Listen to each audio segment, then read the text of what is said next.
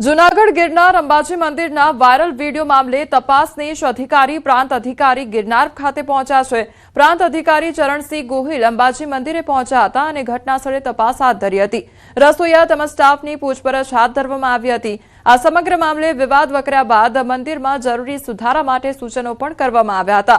દાનની રકમ દાનપેટીમાં જ નાખવા માટે બોર્ડ પણ લગાવવામાં આવ્યા છે, તો પૂજારીને પગાર અપાતા હોવાની બોર્ડમાં સ્પષ્ટતા પણ કરવામાં આવી છે।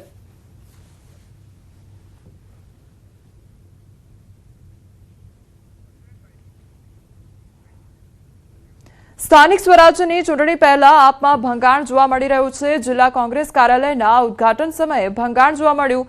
અમિત ચાવડાની હાજરીમાં આપના નેતા જોડાયા અને તાલાળા અને કોડીનારના આપ નેતાઓ કોંગ્રેસમાં જોડાઈ ગયા, તો તાલાળા આપ તાલુકા પ્રમુખ સહિત અનેક નેતાઓ કોંગ્રેસમાં જોડાયા છે।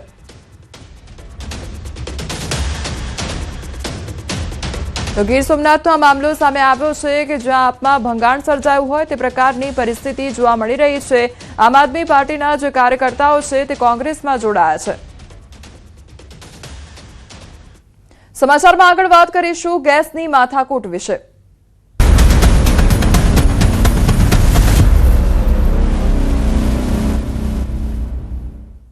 ગીર સોમનાથના ઉનાના ખાપટ ગામે આવેલ પ્રાથમિક શાળા વિવાદમાં આવી ગઈ છે। શાળામાં અભ્યાસ કરાવતી શિક્ષિકાએ 4 વિદ્યાર્થીનીઓના ચારિત્ર પર ખોટા આક્ષેપો કરતા વિદ્યાર્થીનીઓએ વાલીઓને ફરિયાદ કરી હતી, જેઓ તેમના વાલીઓ શાળા જઈ આચાર્યને ઉગ્ર રજૂઆત કરી હતી। આ વિદ્યાર્થીનીઓ ધોરણ 7માં અભ્યાસ કરે છે।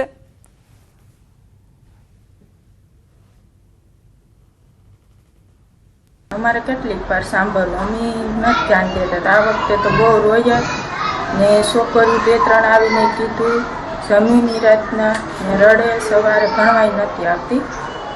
પહેલાને મેકલી કે બેન અમે આવશું નિશાળે તાર પપ્પાને આની ફરિયાદ રજૂઆત કરી તમે અત્યારે?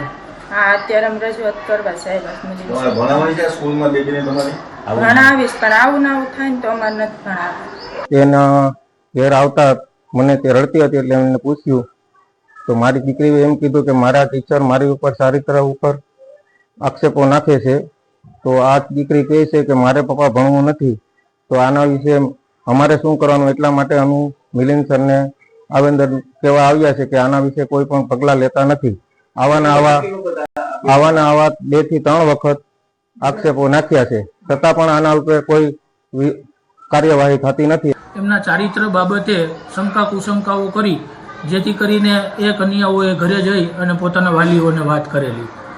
આવી ઘટનાઓ અગાઉ પણ બનેલી છે અને અત્રેની કચેરી દ્વારા એમનો લેખિત રિપોર્ટ પણ કરેલો છે।